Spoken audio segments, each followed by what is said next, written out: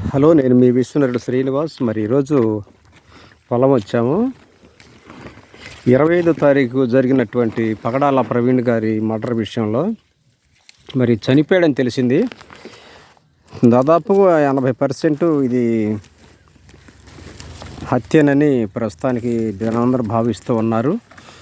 ఈ దేశంలో మరి మనుషులను చంపుకోవటం కొత్త ఏమి కాదు కాబట్టి కొన్ని విషయాల్లో మనం కూలంకషంగా మాట్లాడుకోవాల్సినటువంటి పరిస్థితులు ఉంది.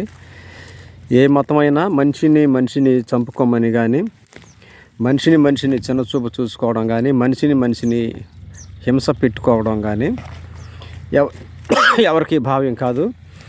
ఎవరి మతాలను వాళ్ళు ప్రకటించుకుంటూనే ఎదుటి మతాలను మనం గౌరవించుకుంటూ మరీ మూర్ఖులుగా కాకుండా, మనుషుల్ని చంపుకునే దిశగా కాకుండా ఆరోగ్యకరమైనటువంటి మంచి స్వచ్ఛమైన మంచి విమర్శలతో ఉండాలి. కాబట్టి మరి ఈ విధంగా దారితీసే పరిణామాలు ఏ మతానికైనా సరికాదు. ఈ దేశంలో చాలా లొసుకులు జరిగిపోయినాయి.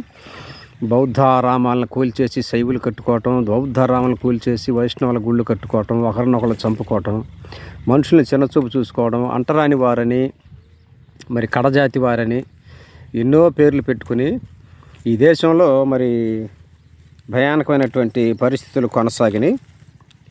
మరి బ్రాహ్మణ, క్షత్రియ, వైశ్య, శూద్ర, అతిశూద్ర అని చెప్పేసి 5 భాగాలుగా విభజించుకొని మరి సమాజాన్ని 4-5 ముక్కలు చేసి 5000 సంవత్సరాల నుంచి కొన్ని జాతులకి ఇప్పటికీ మనశ్శాంతి లేదు.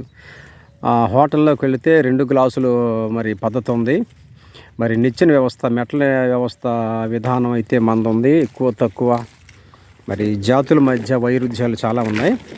మరి పగడాల ప్రవీణ్ గారి విషయంలో నేను రక్షణ టీవీ ఛానల్ అయితేనేమి, మరలా ఇంకా కొన్ని ఛానల్స్ అయితేనేమి, ఈ ఆధ్యాత్మిక కార్యక్రమాల్లో ఆరోగ్యకరమైనటువంటి మంచి డిబేట్స్ నేను చూశాను. మంచి విద్యావేత్త, మంచి యువకుడు. ఈ విధంగా జరగటం అయితే ఎవ్వరికీ మంచిది కాదు. మరి కక్షపూరితమైనటువంటి జీవన విధానం మన దేశంలో కొనసాగుతూ ఉంది. చుండూరు, నీరుకొండ, వేంపేట, ధరణికోట, మరి లక్ష్మీపేట ఈ విధంగా చూసుకుంటే ఆంధ్రప్రదేశ్లోనే చాలా గ్రామాల్లో దళితుల మీద మరి దాడులు జరిగి దళితుల మీద మారణకాండకి పాల్పడినటువంటి దాఖలాలు ఉన్నాయి. మరి మతపరమైనటువంటి విధ్వంసాలు కూడా ఈ దేశంలో చాలా జరిగినాయి. కాబట్టి ఇలాంటివి జరగకుండా చూసుకోవాలని నేను మనసారా కోరుకుంటూ ప్రతి ఒక్కళ్ళు మనం సోదరభావంతో మెలగాలని, మంచి జీవన విధానాన్ని ప్రపంచీకరణ వైపు వెళ్ళి ప్రపంచానికి ఆదర్శంగా భారతదేశం ఉండాలని నేను మనసారా కోరుకుంటూ ఇట్లు మీ విశ్వనరుడు శ్రీనివాస్. ఉంటా. మరి ధన్యవాదాలు.